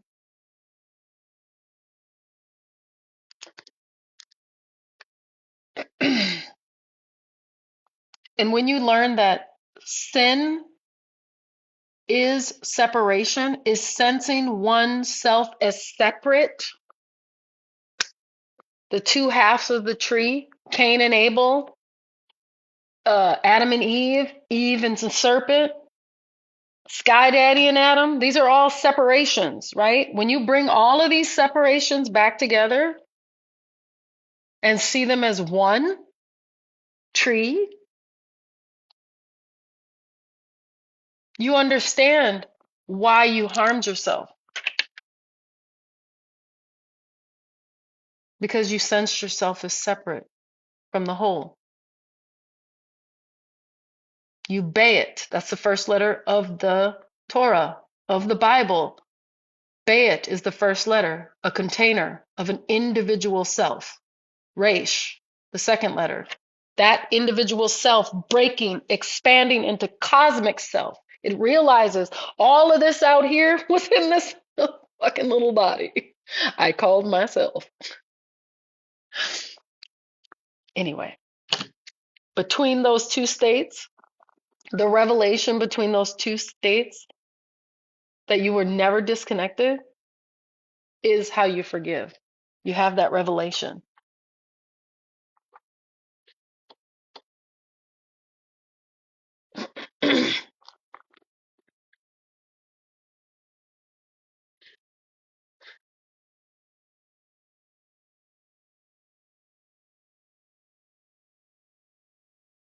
Yes. Yes, Sunny Peach. And how and why? Why did you do that? There's only one reason. There will only ever be one reason. There's only one reason that there's an Epstein Island. There's only one reason that there is a child. I can't say that. There's only one reason that there is a separation between Palestinian and Israeli. There's only one reason that there is chaos between races. There's only one reason that someone could raise their hand to harm a child. There's only one reason why somebody could crawl into someone's window in the middle of the night and take the force of that one person. Yes? There's only one reason that you put tariffs on a country. There's only one all of these are everything that you can imagine as separate, as an act of separation. And anything that you can think of is reenacting the separation that happens in Bereshit, the individual self disengaged from the collective self. Bayit, Resh. Bayit, the individual self, the individual container. Resh, the cosmic container. That sense of separation between the two.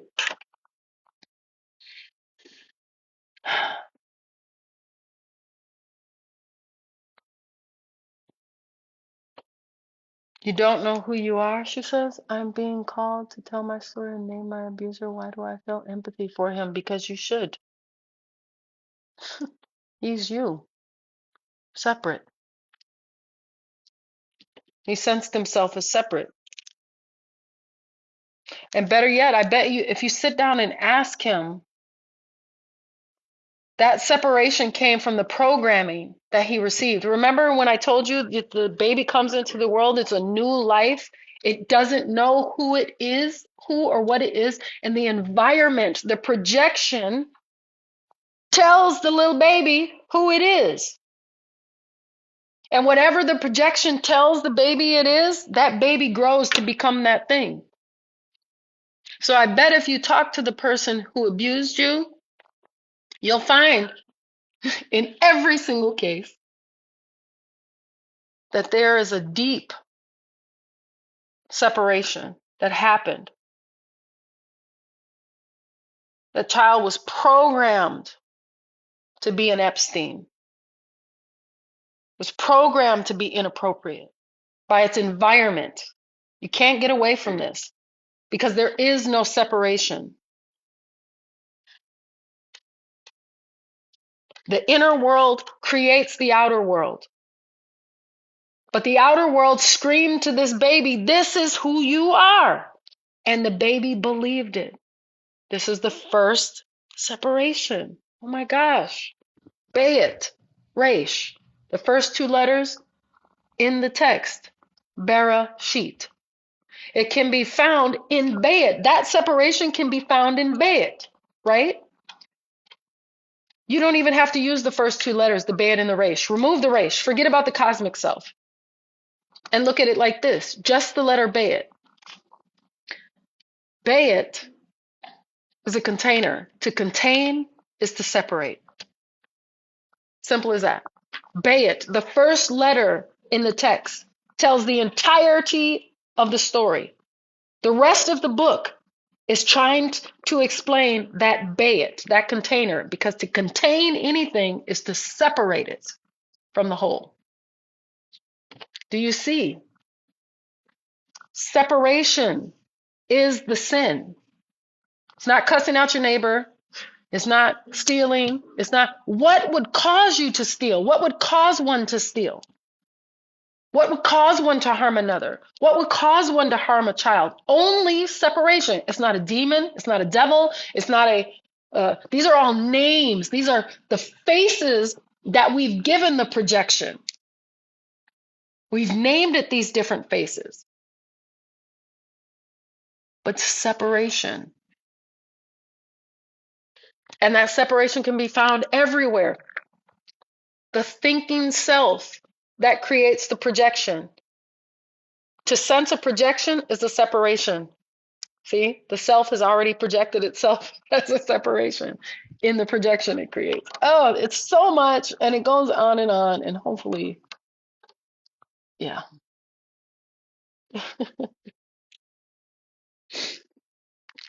It's both sad and enraging. Yeah, both are true in those situations, and we cannot deny it. There's none else beside.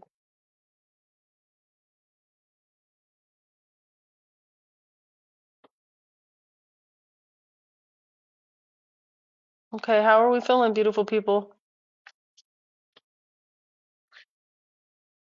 Yeah, we are born knowing nothing. That's actually what we're born. We're born knowing nothing. This is Aleph. This is complete unity. Nothing. Unity is nothing. It has no sense of self. It has no border. It has no individuation process. This is Aleph, the first letter in the language of the emanations of energy, but not the first letter of the Torah. Why? See, the language is deep, y'all. I'm telling you. Why is Aleph not the first letter of the Torah? Why? It's the first letter of the language. The text is written in a code using this language. Why isn't Aleph the first letter?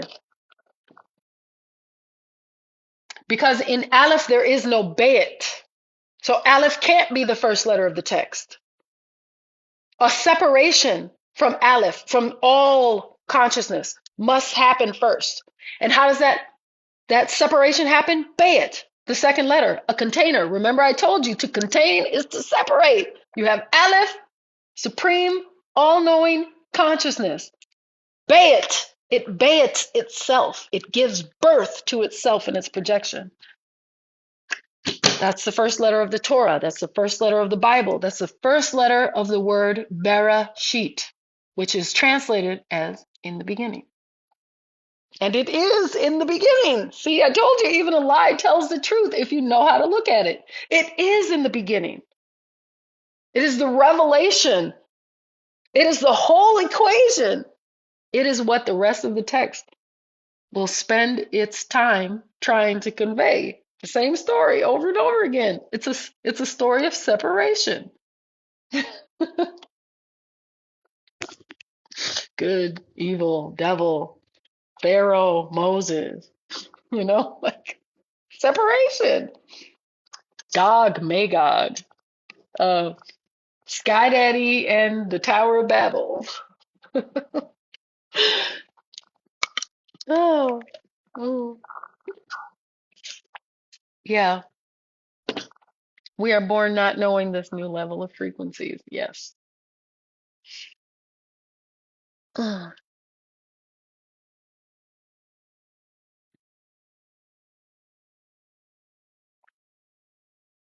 Tower of confusion.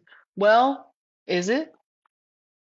Is it really? Because Babel is the same word for Bible. Did you know that? If you spell the word Bible using the language, it's spelled exactly as the Tower Babel. Not the tower, but the word Babel itself. So, is it confusion? Mm. Mm. Mm. Got several versions up there. Should I pull down this book of confusion and see if we can confuse ourselves into separate religions and separate beliefs and separate and separate and separate and separate and separate? So we can be duality and oneness? Yes, we are duality in oneness. And better, we are oneness in duality.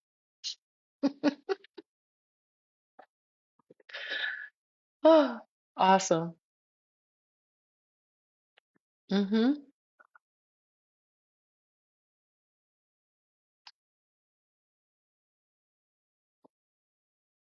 All right, beautiful people, how are we feeling about today? Let's see. Someone has sent me. There we go. Hey, Hello. guys. I just saw that. Sorry about that. It took me a minute to realize you were trying to come No, up. I just sent it. Okay, so I think this is like, hey guys, hey everyone. Hey Larissa, thank you for being here. Hi. Yes, ma'am. I just He's into his arrogance. I mean, he's Chris, looks your mic is up. humble. Sorry.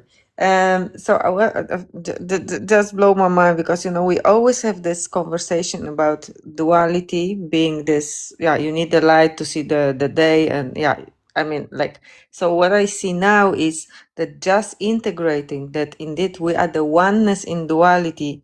We stop separating within us. We start seeing everything as a part of us. Every human being, everyone is the same.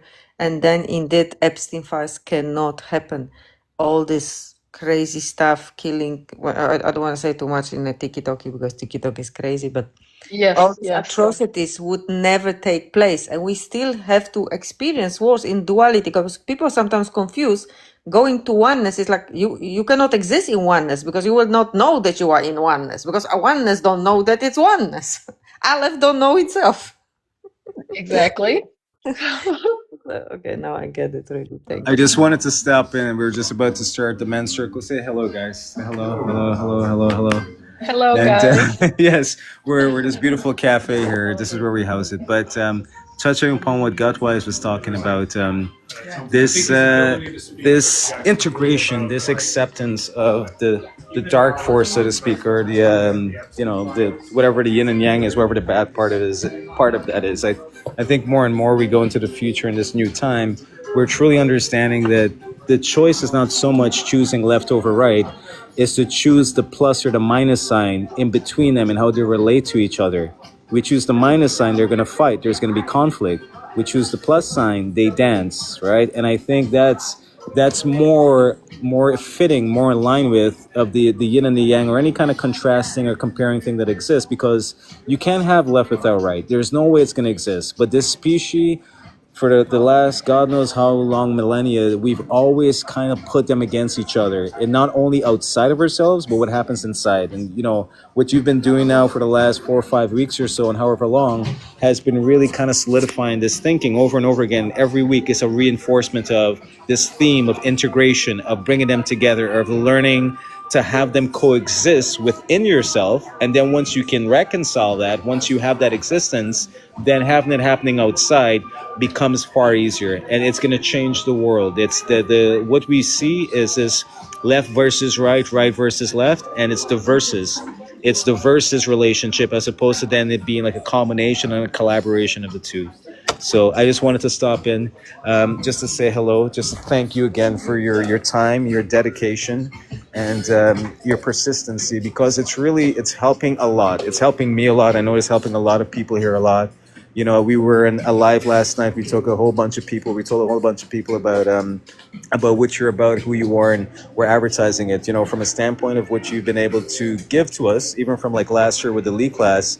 I mean it when I say you're an incredible teacher, and in terms of my life, you've been one of my more influential teachers. You know what I mean? If not the most influential one. So, hey, Vinny. Thank So, you. thank you very much for that. Going to get to the men's circle. Here, take a look at this cafe here. I just want to show you guys a little bit. It's called Alternity. It's like a mystical like hub of all kinds of wonderfulness, crystals and incense and essential oils, and this is where we have our philosophy club, and this is where we have as well our men's circle. So much love to all you guys. Have a great day. All right. Remember who you are. Take care. Bye bye. Thank you. Bye. Oh, you're lucky, gut wise. Oh yeah, I think it's a bonus. I'm Sometimes I just really think saying. about some things you say and how I shape him. Like sometimes when you remember talking molding your man. Oh my goodness. Do you remember? I was thinking about this not long ago, but do you remember when we first met? I mean, Yes, we're not going to speak openly. I'm going to speak in code. yes, But do you remember how you felt about? yes. Yeah. About what we talk about you. What because I felt so many things when I first saw you. How you felt about you had a particular view of the masculine. Yes, Okay. yes. Yeah. Yeah, yeah, yeah. That's a long time. Yeah. I mean, I was But the whole here's the world. thing. Exactly. That's what you're saying just today. This baby that is born and everything is imprinted in there. And when I look at my childhood with my figure of father, it was like completely the man was like the worst of the worst, the losers, the whatever. Tiki-talk, we're just joking. You have to be careful what you're saying here. But and this Yeah. change, I had my transformation to see the masculine in me and then to see the masculine outside. And that's why Mm-hmm.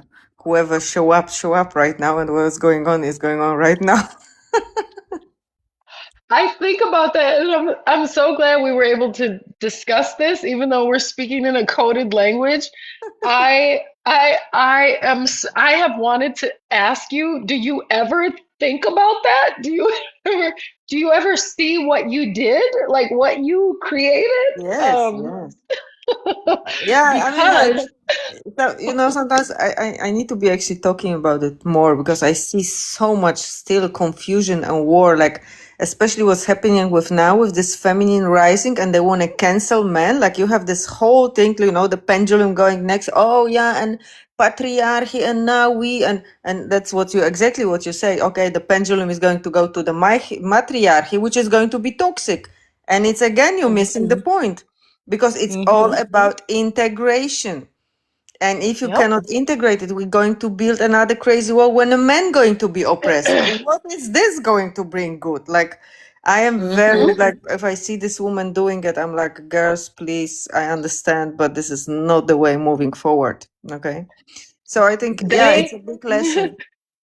they are your sister. Yes. Yeah, they are the hurt sisters too. And I know I have a role in there. And then I know I have a role with Chris. Like this is kind of the vision of kind of masculine, feminine moving forward from this hurt place into this Hmm. new reality of how it works. And yeah, it's deep Yeah. and it will figure itself Itself. out. Yeah. But definitely me seeing this and integrating this, and I did it before he showed up. So that's it's not like I did it Yep. before, months before. I had my insight, I did it, and I forgive, and then I saw the man in this beautiful role of being this into being in service in feminine and being this Hmm. amazing man now. And what could I ask better for? Yes. And I tell women, I've said this for 20 years. I say, if you call men dogs, Yes. then you will be surrounded by Exactly. because you are manifesting your external world. Oh my gosh. Like if you change the way you see them, they will change. Yes. And Anyway. isn't it what a ride? Wow. And then I literally my whole life, man was like whatever you call them dogs, call them not good enough, like whatever. And it was keep repeating, keep relation after relationship. It was just keep repeating the same thing until I changed it. I changed it within me. Yes. Oh, such a Oh, beautiful thing. Such a yeah. beautiful thing. Yeah. It's That such a beautiful union. thing to understand our true power because that's what you're saying. This Hmm. being distracted all the time, and we paying the attention to the distraction to everything because we want to know when bad news travel fast, and it keeps us captivated. This Hmm. negativity, this sensational stuff. Instead of pulling out and say, "This is not what I choose to see. I choose to see my infinite good." And it hits me. So the last lesson, I didn't even realize the tree of good and evil. Like duh. Yeah, it's one tree. Like you look at, like, how funny is it we can look for things for thousands of years. You can look at the same thing and you don't see it. That's what Jesus said. You need to have the eyes to see and the ears to hear because it's Yeah. here. It's talking, it's walking, it's seeing, and you are blind and deaf. Yeah. Wow, it's just like, wow. It's Or you in your wake up. face. Yeah. You wake up, you remember who you are, you see. you know? It can be either way we choose it to be. And Mm, it's a beautiful thing. yes. Well, today Well, also very powerful lesson. And you know, good. I was thinking about Judas because of course I saw your videos before. And also how I see Judas is this part of us that's indeed what you say, it's like we know it's wrong, but we still continue feeding the beast. You know you have to change, but you continue staying in the bullshit relationship. You know you need to change your ways. You need to, I don't know, eat healthy, get better. You know you don't want to participate in this world that you see corruption, but you then go and you vote and you participate in the corruption world. This is also this thing. And seeing Judas as this hero who took the guilt, because he knew this is how you're going to look at me, because you bunch Yep. of crazy blind people, you cannot even read and understand. So you're going to see me as a traitor instead of seeing me as a idol, as a seeing the big picture, whatever is happening here. And Yeah. I was one of guilty of them because I grew up. If you say Judas, we call each other Judas. Oh, you Judas, you. If somebody trade you, what do you call them? You call them Judas. Mm-hmm. It's unbelievable. And then I connected with him, and I was like, oh man, I'm so sorry, and I didn't see it. I did, like, forgive me. I saw you like this because it's not. And it's forgiveness also to yourself, that you let yourself go, that you don't want to take decisions that you have to take because you, I don't know, staying in your comfort zones, Mm-hmm. You This don't is want to so do what true. is needed to do. That's exactly what I was looking. You don't want to do what is needed to do. This is what the language calls evil. If there ever is an evil, right? It is in knowing that you have to change and then choosing not to. Yes, exactly that. And you know it. Like, if, me, I'm coaching people with health and stuff, and they're I know when I talk to them, they know exactly what they need to be doing, but they choose not Mm. to. And they just Yeah. continue the road of down the drain with processed food, getting sick, whatever. But everybody knows. I mean, you cannot tell me you don't know. You know. Yeah. Yeah. This is true. And the good thing about my seeds, I will tell you, the good thing about my seeds, even when I was in organized religion, even when I started to have these revelations, this is before finding my teacher's work. It was an internal process that was happening within me. And I was seeing the text differently, and I was experiencing life differently, and I was explaining it to the people to which I ministered at church, and I of course received a lot of rebuke for that. Um, as I could see it, I revealed it, and the revelation didn't happen in them. It didn't happen, and so I was ostracized. There have been more sermons in that church now that talk about me than probably talk about Jesus. Anyway, and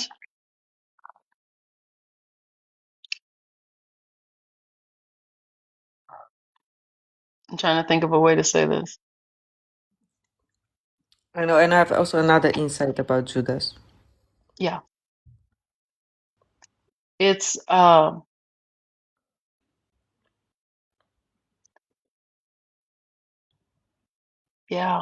That just opened into 30 different rabbit trails for me, guys. Exactly. I'm so Because I sorry. think what you want to say, Judas is also the same person who is doing the right thing and is being ostracized, who is screaming, hey guys, don't do this way, don't do this. Hey, Yeah, listen, think about it. And you, no, what do you talk about? Are you questioning status quo? No, you bet evil. It's again this evil that's breaking the cycles. That's we that's screaming, don't do it, don't do it. Like, hey, watch out, this is not good. Like, can you, like, exactly this. It's also Judas. yes. He did the right My thing and he was ostracized. He was judged. Like the whole world hate him. Oh my, he. I mean, come on. Like the weight of his what he did, the weight of this, I feel the weight of him. Like, can you imagine Yeah. to do this? Because like, hey, Larissa, now you go, you do this, and then the whole world will hate you. Wow. Mm-hmm. I mean, Yes. Right. But the seeds that I plant, or not but, and the seeds that I plant always bear good fruit. They may not bear it in the moment. So, in the moment of organized religion, when I started having these revelations and teaching people around me what I was seeing and being rejected, I just walked away. And I always have said, my seeds always bear good fruit. And 5, 6, 3, 10 years later, those same people that called me crazy, insane, possessed, demonic, call me, message me, inbox me to say, I see something. Remember when you used to say this thing? I see something. That's why I say my seeds always bear good fruit. Judas's seed bears good fruit. You just have to know how to look at it. You just need the right person to come along and shift your awareness. And by that shift, it transforms you. Now, here's the thing. The teacher is not greater than the student, because in order for the teacher to appear, the student must be ready internally. Do you see? 100%. You have to have the eyes to see and the ears to hear. Otherwise, the teacher can be there screaming like you. You were the teacher there, but they didn't have the eyes and the ears. It took Yeah. time to sprout the seed. It's like a seed. You put it and it takes time. You don't go and you dig up the seed and say, "I do you get it now? Where's the tree? Where's the tree?" No, you let it sit in the darkness, and then the seed will sprout and it will grow at the right time. Yeah, this is true. Ah, okay, beautiful people. Any other questions? No, I'm done. Thank you, Larissa. Thank you for your time. You're I welcome. Thank you, always Izzy. always looking forward to your lessons and to learn and expand.